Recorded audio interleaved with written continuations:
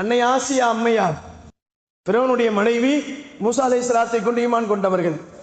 ஆனால் ஃபிரௌன் மூசா அலைஹிஸ்ஸலாத்தை ஈமான் கொள்ளல.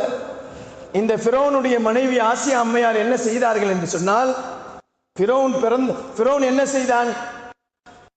யாரெல்லாம் ஆண் பிள்ளை பெறுகிறார்களோ அவர்களை எல்லாம் ஆண் பிள்ளைகளை கொலை செய்யுங்கள் என்பதாக சொன்னான் அவன் ஆட்சியில் இருக்கும்போது. அந்த நேரம் தான் மூசா அலைஹிஸ்ஸலாம் பிறந்தாங்க. மூசா அலைஹிஸ்ஸலாமுடைய தாயார் என்ன செஞ்சாங்க? ஒரு பெட்டியில வச்சு நைல் நதியில அனுப்ப சொல்லி அல்லாஹ் சொன்னா, நைல் நதியில அனுப்பிட்டாங்க. அந்த பெட்டி எங்க போச்சு? ஃபிரௌனுடைய வீட்டு தோட்டத்துக்கு போச்சு. ஃபிரௌனுடைய தோட்டத்துல அவருடைய மனைவி ஆசியா அம்மையார் இருந்தாங்க. அந்த பெட்டி எடுத்து திறந்து பார்த்தா அழகான குழந்தை. இந்த குழந்தையை பார்த்த உடனே ஃபிரௌன் சொல்லுகிறான், இந்த குழந்தை தான் எனக்கு எதிரியாக வரலாம், அதனால இந்த குழந்தையை நான் கொலை செய்யறேன்னு சொன்னான்.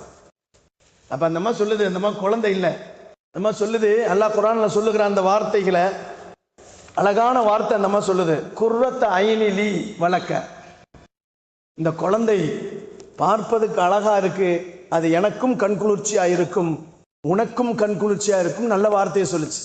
அவன் கேட்டுட்டு பேசாம இருந்திருந்தான்னா அவனுக்கு ஹிதாயத்து கிடைச்சிருக்கும்.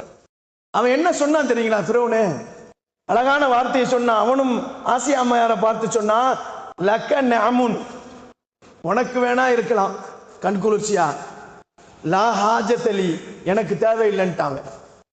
அல்லாஹ் அப்படியே அமைச்சு கொடுத்துட்டான். அவன் சொன்ன வார்த்தையே அவனுக்கு தேவையில்லாமல் ஆக்கிட்டான். அவனுக்கு எதையுமே தேவையில்லாம ஆக்கிட்டான். உலகத்துல நபி தேவையில்லை, சொத்து சுகம்லாம் தேவையில்லாம அவன் கடைசியில நதியில மூழ்கி செத்து போனான்.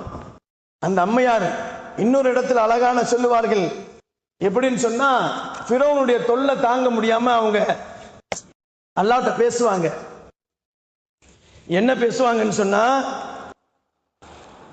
இந்த கலி பைத்தன் ஃபில் ஜன்னா, எனக்காக வேண்டி ஒரு வீட்டை உனக்கு பக்கத்திலே கட்டுன்னு சொன்னாங்க. யார்கிட்ட? அல்லாஹ்ட்ட சொல்றாங்க.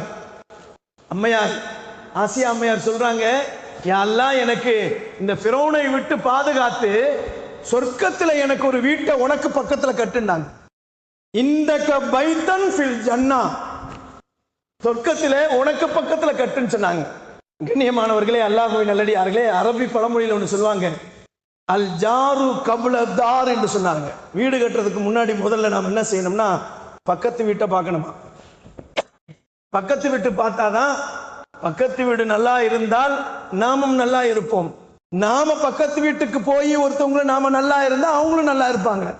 அல் ஜாரு கபுல தார், வீடு கட்டுறதுக்கு முன்னாடி பக்கத்து வீட்டை